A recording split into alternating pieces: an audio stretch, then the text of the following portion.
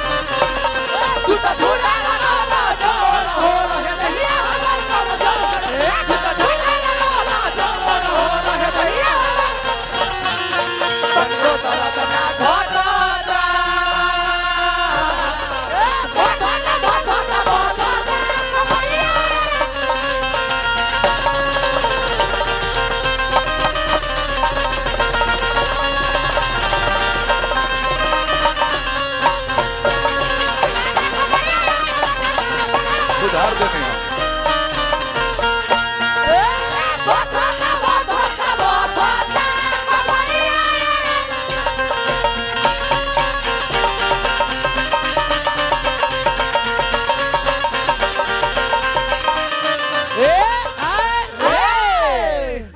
बोले के हक ना छोड़नी है वहां से नहीं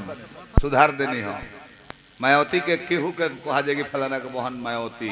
वो सब दुनिया के नाम भारत वर्ष के सबे बहन कहेला ए मेरे के हम बोले के जगह नहीं छोड़ ले ई चाहले हम बाउर कहे के ताकि हम ओकरा के लिप पुत के सुधार देने है। खैर चली अब समय रुआ देख ली आधा घंटा भैया कहले है गावे के बा संदीप बाबू 12:12 होता हम घड़ी देखा के 11 बजे बैठो रहे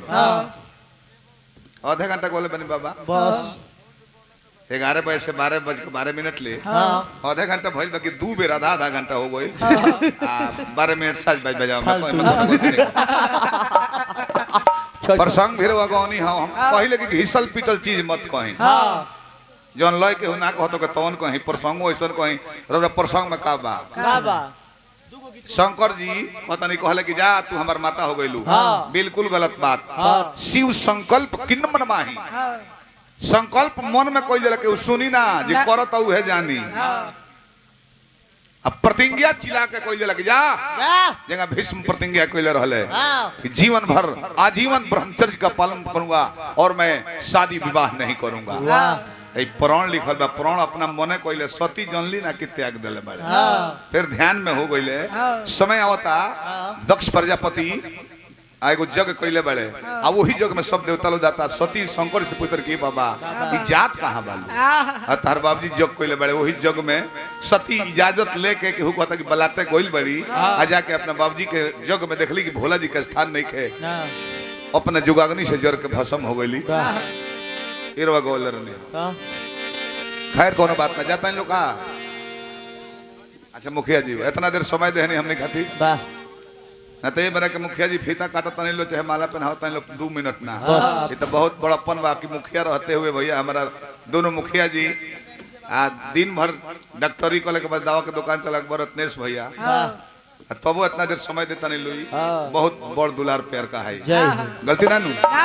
अब चलो हमने गीत संगीत पे अपना चले के बता ऐसे कि अब 12:15 पर घंटी डोलल भी हाँ लड़का लोग का लयदारियों दिया बाकी समय से हाँ चुटकुला भी कहल जाए समय से कहल नहीं नू हाँ हमरा कौन चुटकुला कहल नहीं हो हाँ सन के कि कुल हबड़वा देहन मिठाई एक में 3 रुपए हबड़वा देहनी का आ तो 5 रुपए के मंगनी सही कहनी हमरा बुद्धि ना नू हो ना तू तो बेवकूफी से इंजीनियर को गेल वो मास्टर लोग हमारे के विकलांग जान के नंबर देत गइल हम पढ़त गइनी आ इंजीनियरिंग दिल्ली से वो पूसा से कॉल है नी जन हमारे हुआ के भूसा भी ले जाए के इजाजत ना दिए अरे सावरी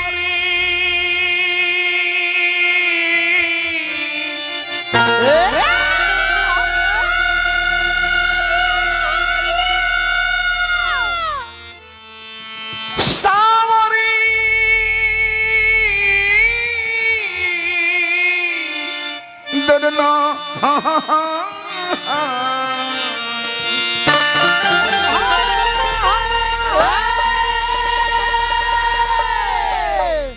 बड़े भाग मनुष्य तन पावा सुर दुर्लभ सदगन रही गावा उघर ही अंत न होई निबाहु काल नेमि जिमि रावण राहु देखावटी जब पो तो तारा उघार होके के बा काल नेमि जिमि राहु रावण सब है जो पले रहे बाकी देखावटी फायदा खातिर जो बतावना में आ स्नेह प्रेम से लगाव में जो बतावना में अंतर हो जाए पूर्वी गौनी है तो पूर्वी को हमने के भाव दिया ही है ना बबुआ समय के चीज कहो माई चल गई छोड़ के केहू के दादी चल गई केहू के माई चल गई केहू के सास चल गई केहू के फुआ चल गई वो केहू ना कुछ ना कुछ लागत रही हो आई माया के नगर है जा केहू केहू के हो ना एगो कवि कहले कि world is stage and life is drama we are actor and God is director हम लोग एक्टर हैं जैसे मंच बना हुआ है रात भर के लिए भैया कम करो बेंजू भैया तब है मंच बनल बा रात भर खाती सवेरे मंच उजार पजार दिया बाकी हमनी के चर्चा चली कौन व्यास का कहूँ का कहूँ वहींगा ई धरती एगो स्टेज हो जीवन एगो ड्रामा हो हमनी के एक्टर बनी जा डायरेक्टर ऊपर बड़े फिल्म से सीन तार समाप्त हो जाई तो 1 सेकंड के देरी ना हो चाहे तू मोदी जी हो को चाहे नीतीश हो को चाहे लालू जी हो को चाहे अभियंता हो जाए के सब काम बा बाकी कवि के भाव हो कि केहू केहू के हो ना दुनिया एक ट्रेन है गांव एक बोगी है परिवार एक कंपार्टमेंट है कंपार्टमेंट में जाता नहीं बैठ कर हुआ दिल्ली रिजर्वेशन में तो सीट से प्रेम बा दोसर के हुआ के छुआ था सीटिया रिजर्वेशन करवाल बने है ना झाड़ झुर कर रखता रहो कब ले जल दिल्ली नहीं खेल रहो दिल्ली आवता केहू केहू के बाबू जा अपना अपना सवारी से सबे निकल गइल कितना तो बनतू लइका बड़ा सा हे दिमाग के बाबा के कि जात जात सीटिया फाड़ दिया सके दोसर के हुना बैठ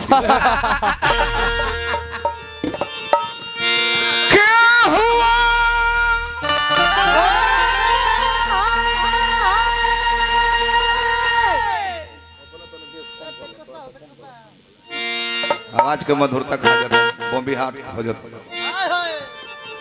पूर्वी के उठानी मेन हो बाबा तब आवाज लगा 4 हुमाचा मारल जला में पहला सुनी हनु नई खयापन जगत में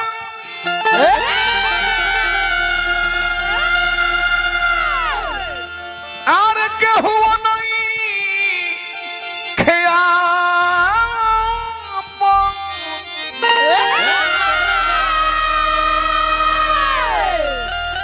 के हुआ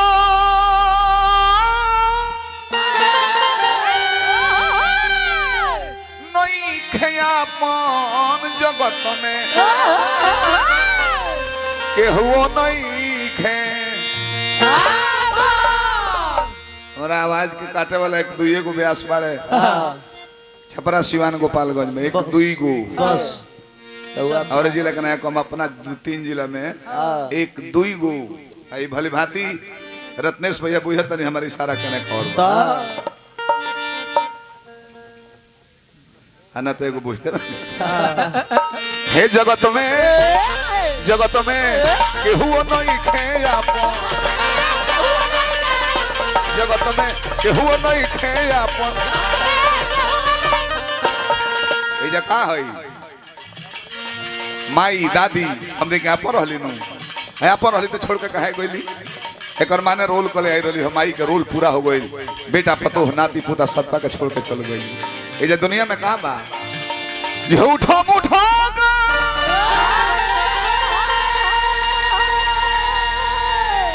रोज है धोखे रखल बाय अपनापन जगत में केहू नहीं खे आपन जगत में केहू नहीं खे आपन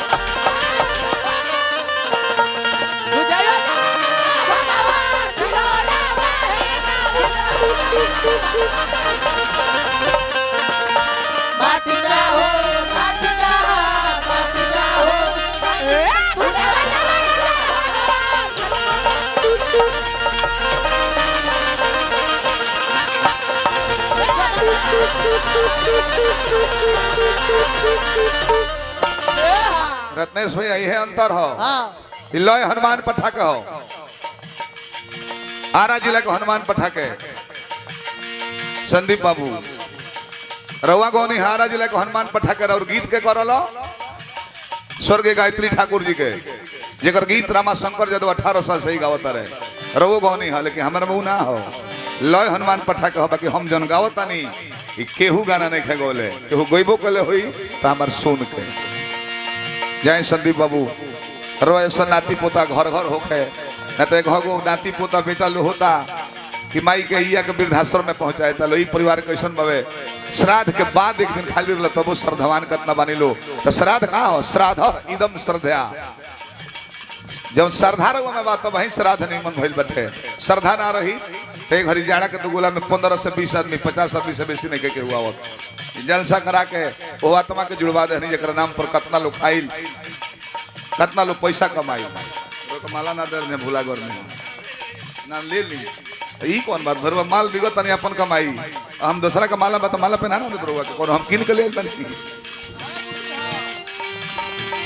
प्लेन मुर्गी है प्रभुनाथ बाबा रउआ खुद घबराता रहे मुर्गी मारे के टाइमिंग में थे कोई में दोस्त ना रहो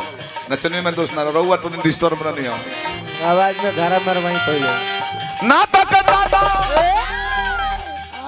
ए मुर्गी पर आउट हाथ पहले ना उठी एगो शब्द के आधा कहले ओकर बात से कोई तो उठई है हर पहले ही हाथ मारते बोले से पहले हो जाला रुपया के बरसात कहने लो के 21 जनवरी भुलाए के नहीं खे आवे के बाद एगो ब्यास से नया नया गाँव 3 साल भर से वो ब्यास से जीवन भर हम 30 बरिस से खाली दूसरा के प्रेम में रहत रहनी है हम प्रेम ना करते हैं केहू के जानब की श्रोता है लोग प्रणामा पति होई आदमी में जियो रुपया खातिर मत जियो रहन सीख गई हमका से केहू से कोई में कुछ मिलेला इहो से कुछ मिलेला धुरांधा होता है तो बताई ले नाता दादा राजा वो दादी जी के बनी सास मानी रहो चलिए वो माता जी के दामाद रहो है ना तब तो मजाकिया बने रहो हमने के भतीजा बाड़े संदीप बाबू तो हमने के तो माई भैली चाची भैली नु उनको रवा दामाद बने तो हमार के लगो पाहुन बारी महाराज है ना रउआ मुंह मत बनाई भाई है जब हमार पाहुन तो रउरो पाहुन लगो एगो माला ले ली अरे भैया ला जाबे के आइल बनी आप जीजा से भेंट करे आइनी हां भाई हमने के सार लगब जानू गौवा रउ कहां बा गांव कहां हो गौवा कहां हो खदहा मीनापुर पाहुन हमने के बानी प्रभुनाथ बाबा खदहा मीनापुर के पाहुन है खदहा मीनापुर के ना घर वो हो जाए ना पाहुन के खदा मीनापुर के पाहुन के गोल लागत नहीं जा जय हो। ए परिवार में हमने कहा नमक खैले बन जाए तो हमने के घर दुआर भइल हाँ। ए नाता से रौरो हमने के पाहुन भइनी हाँ। बार बार प्रणाम करे 500 रुपया पुरस्कार भी देले बनी जय हो। भोला दानी पद प्रतिष्ठा बनौले रही हाँ। यह शुभकामना करो नाता के दादा अरे लागोल बजोले रुपया पाले बतौले ए भाई जी रुपया पाले ना तो परसेंटेज लोग तो विदेश में अपनो देश में बॉम्बे दिल्ली महानगर में जाए तो संजय भैया हैं हमने के भोला दानी बनौले रही माला देके स्वागत कर रहे हैं हम बहुत बहुत पुरस्कार हमरा के देहनी हार्दिक अभिनंदन करते हैं न तो लूटो का थाबी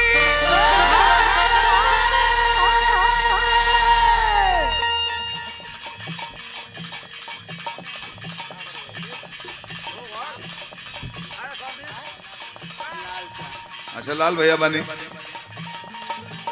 हमने के मंच पर आके महाराज 10 रुपया के होके देवे ला बरवा सब बॉडी लुटा होता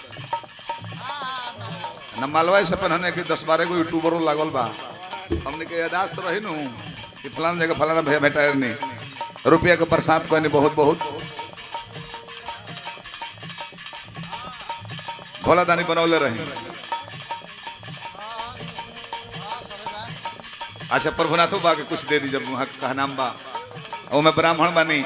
आई कतना होशियार हमरा संदीप बाबू बानी लाल भैया संदीप बाबू कतना होशियार बनी कि दादी के क्रिया में श्राद्ध में ब्राह्मण के खियोले हो कब दान दिले हो कब आ श्राद्धों में के खाता वे बाबा जी के खियोला से पुण्य प्रताप मिलेला आ बाबा जी के खियोला से तनको पुण्य प्रताप कम अनहर लंगड़े खियोला पर ना मिलेला ना महापात्रों के हाँ भाई बाबा हमारा के बड़ी बहुत बात बोलनी है एगो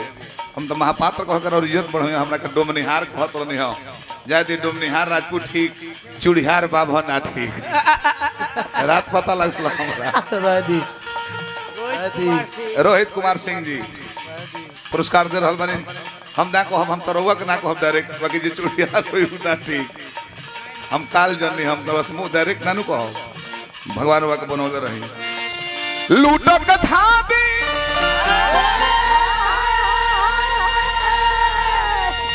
बेटा बेटी नाती रिश्ता का गोदना समापन रिश्ता का गोदना समापन जगत में केहू नहीं खेयापन जगत में केहू नहीं खेयापन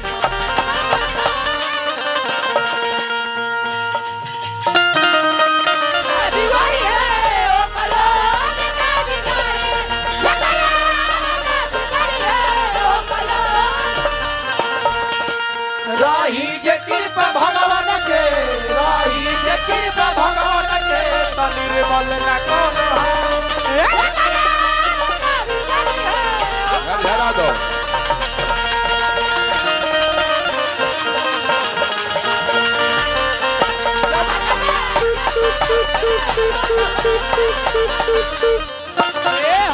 दे दो रही तो फिर जेब फिर आवे के मन करी बुरवाइए तो कि फिर आवे के मन ना करे ऑपरेटर भगवान बनौले रही अब देख ले अपन पाकी भैया अपन लइका भोला दानी बनौले रही पद प्रतिष्ठा में 4 चांद लग रहे अंतिम पद कहे के बाद तनो का टाइट को तो पेच को से साउंड डाल भाई रोहित बाबू हमरा हैं बहुत बहुत पुरस्कार देनी हार्दिक शुभकामना बा अंतिम पद हो कहे अरविंद समा